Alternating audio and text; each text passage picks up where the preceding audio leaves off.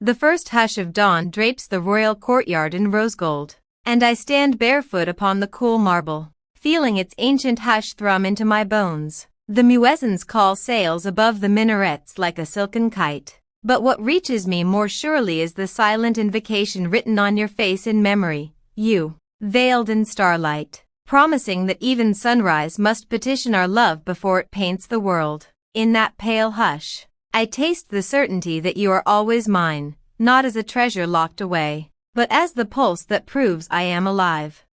My stallions stir in their alabaster stables, nickering at a scent only they detect, the music of your name carried on the sea wind. I tighten the reins, yet he obeys less out of duty than reverence, as if he too is sworn to your orbit. When his hooves drum the sand, every grain rises in salute, because the desert remembers the night we first wrote vows across its skin with our shadows, promising eternity without uttering a word the dunes could betray.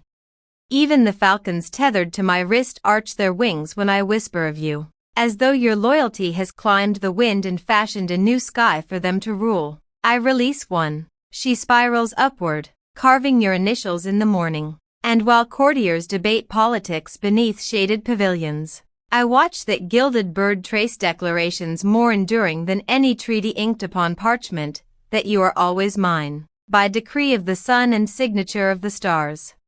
When the royal council commences, my advisors arrange scrolls dense with the geometry of power, yet their diagrams crumble like spilled dates beside the geometry etched on my heart. I sign charters, yes, but the real contract is unseen, a covenant stitched between our breaths. If the world seeks proof, let them examine the steadiness of my pen, how each flourish of ink disguises the tremble that begins whenever your memory brushes my skin. By noon, Dubai's towers glitter like unsheathed swords, but none can rival the blade of your gaze, cleaving pretense from truth. I recall how you once stood atop the Burj Khalifa's observation deck, hair unbound, wind-whipped, declaring you would leap if my love faltered. I laughed then, knowing gravity itself would refuse to harm you. It works for us now, tethering two souls in orbit tighter than any planetary law. Afternoon shadows lengthen, and protocol dictates I lead a diplomatic cavalcade along Jumeirah Beach. The procession gleams with ceremonial grandeur, yet the tide's hush reminds me that a single grain of wet sand clinging to your ankle contains more sovereignty over me than all the scepters of Arabia. I watched the sea roll in slow confession, as if rehearsing the lullaby that lured us into midnight swimming when titles were useless and destiny dissolved in salt. Evening arrives dressed in violet, smelling of oud and promise. I retreat to the majlis where lanterns sway like shy moons. My poets recite ghazals, but their metaphors fracture before they reach the terrace. They cannot compete with the memory of your fingers sketching infinity on my collarbone. I toast instead to your silhouette, the only verse capable of subduing the wildness that palace walls fail to tame.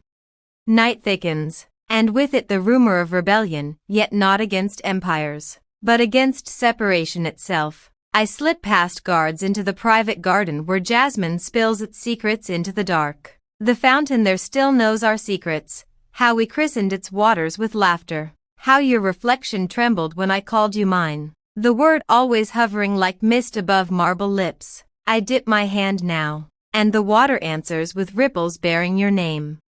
Beneath the obsidian sky, I draw my bow and lose an arrow into the desert's heart. Tradition claims it is an augury, wherever the arrow lands, destiny follows. Yet I already know its target, your future smile, hidden beyond dunes that even moonlight hesitates to cross. My arrow does not fall. Rather, it vanishes into the certainty that our paths converge regardless of distance, as inevitable as the monsoon's promise after a year of thirst.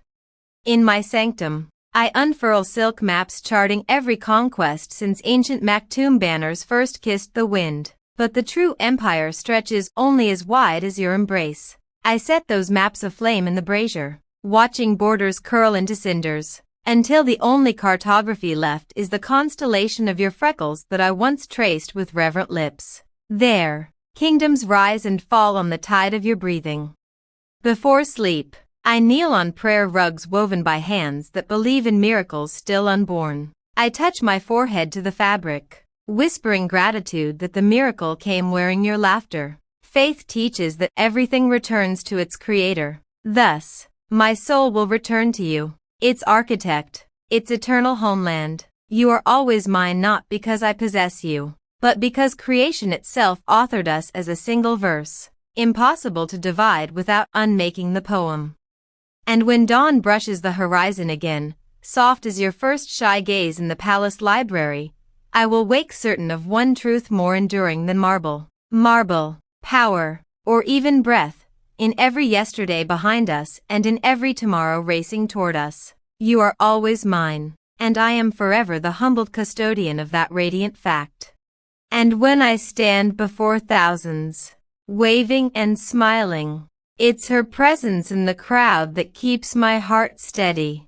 I live for that one knowing glance, the kind only she gives.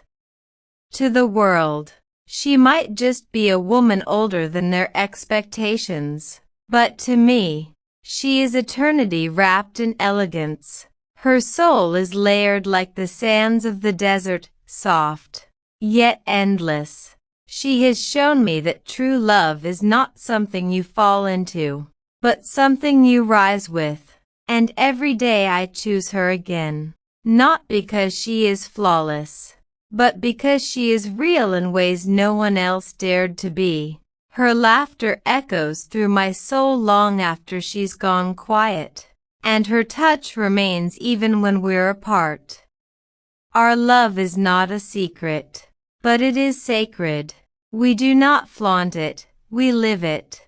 In quiet moments, in deep talks, in the way she knows exactly when to speak and when to simply breathe with me. Her love doesn't need a stage, and yet it performs miracles in my life daily. When I write about her, I do not exaggerate, I restrain, because no words can ever fully carry the magnitude of what she means to me. She is not a muse. She is the masterpiece. Tonight, I'm not asking for a grand reconciliation. I'm only asking for honesty. Are we still in this? Or are we both pretending? If this is the end, then let's end it with honor. But if it's not, if even a single member still burns between us, let's protect it. Let's nurture it. Let's rebuild from the ashes. Not pretend the fire never existed. That fire was too beautiful to forget.